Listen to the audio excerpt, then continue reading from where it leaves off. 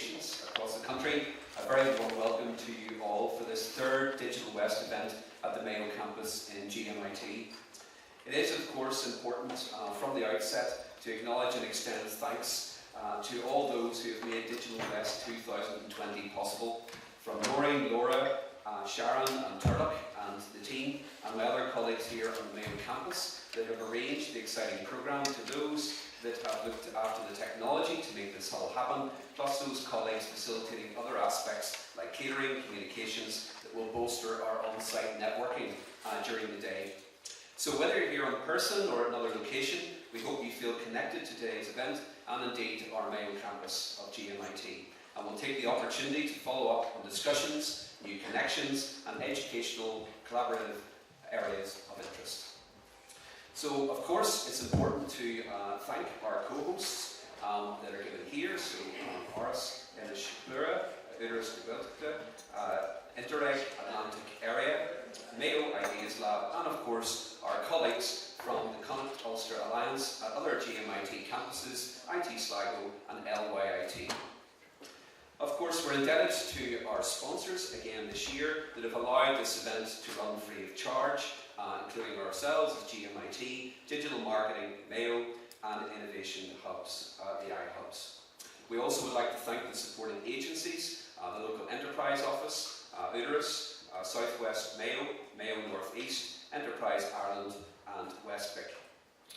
Of course, it's important that we are well connected for an event like this, so we would like to thank as well our audio-visual sponsor, Event Audio Visual, and also our media sponsor, Irish Tech News.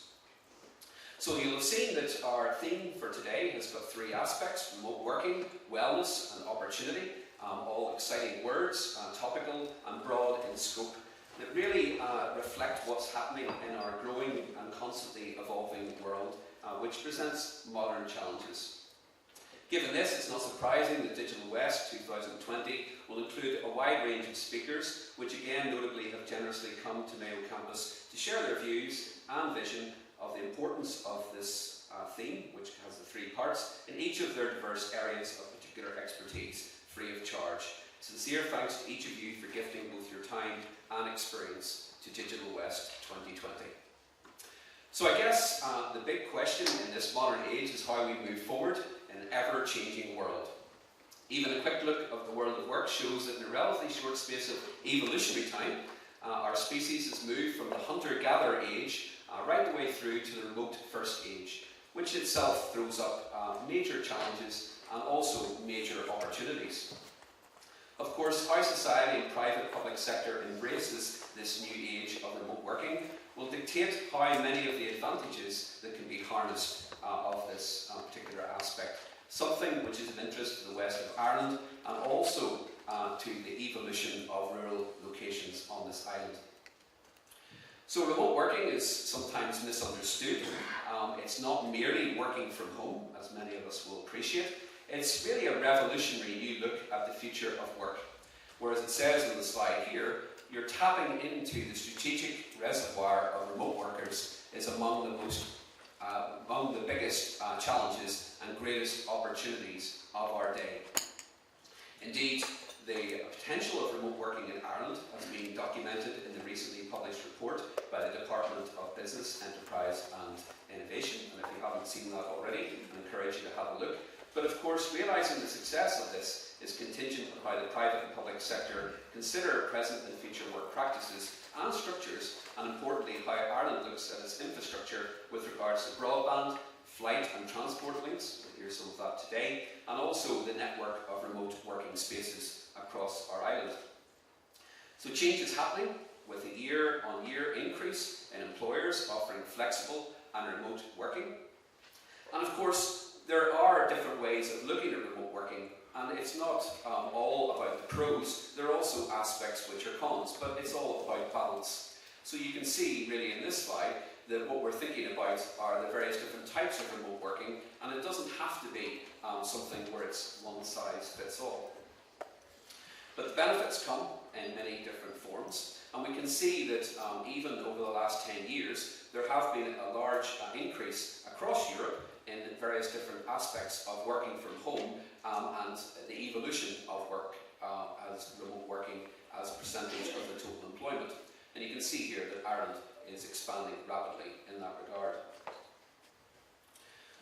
So there continues to be a year-on-year increase in companies offering flexible and remote working, and you can see from the survey that a 2009 report showed that 61% of global companies are currently allowing their staff to have some sort of remote working policy. And of course the policy, the practices and the procedures are very important to have a proper evolution of this particular area. So there are benefits in many forms. Obviously at the moment there are major environmental challenges, and remote workers are a net positive for the environment. There are also aspects of productivity where again remote working has shown to have a major boost. For most people in job types, productivity increases when there's a flexible workplace policy. And of course we have to think about people and how they work and how they engage with work. And there's a growing body of evidence that wellness and well-being is something which can be bolstered by a flexible workplace policy and remote working. So in this fast-paced and changing world, there's an onus in both the private and the public sector to consider this wellness and well-being in the context of workplace strategy. And this is something which again will have to change. We have now a new generation of individuals who are entering the workplace that will be thinking about a whole load of different issues, including some of the ones that I've mentioned here. But this aspect about wellness and well-being shouldn't be understated. And again, that's something we'll hear about today. So, as with everything, there are inherent pros and cons. It's not a one-size-fits-all, and it's important to see remote working as something which provides flexibility and new opportunities. And you can see here that there are a number of different ways that people can engage with remote working on this island and indeed across the world. But clearly remote working is on the rise, and the remote working rise in Ireland presents a need to that community that includes education and training, and as providers of applied learning opportunities, the Institutes of Technology are in a strong place to meet those needs. Personal creativity and lifelong learning are imperative to ensure we can collectively continue to make strides in the cultural and socio-economic development of the west of Ireland, and it's important that the Mayo campus here in Castlebar continues to offer innovative learning opportunities targeted at CAO entrance to higher education through continued professional development to those wishing to advance their employability and careers. And of course, it's important as well to recognise the fact that we're moving towards a technological university with our other partners in the CUA. So when we think about learning and we think about what's happening on this campus, it would be remiss of me as the VP here not to give a heads up on some of the new blended learning delivery springboard funded courses that we have had starting here last week at the Mayo campus. As you can see here, they're all topical to the different topics that we're thinking about today, and also to give a shout out to those on the campus here that have put together our new Master of Science in Digital Media and Marketing, a Level 9 programme which will be delivered over 2 years part-time, and what we call a TU Masters, again thinking about our evolution into a technological university in the next period. So again, I would encourage all participants in the event today, irrespective of your background or interest, to embrace new diverse thinking around these aspects of remote working, wellness and also opportunity, plus thinking about lifelong learning opportunities, and use events like this to generate networks and collaborations so we can each play our role in the continued evolution of the west of Ireland.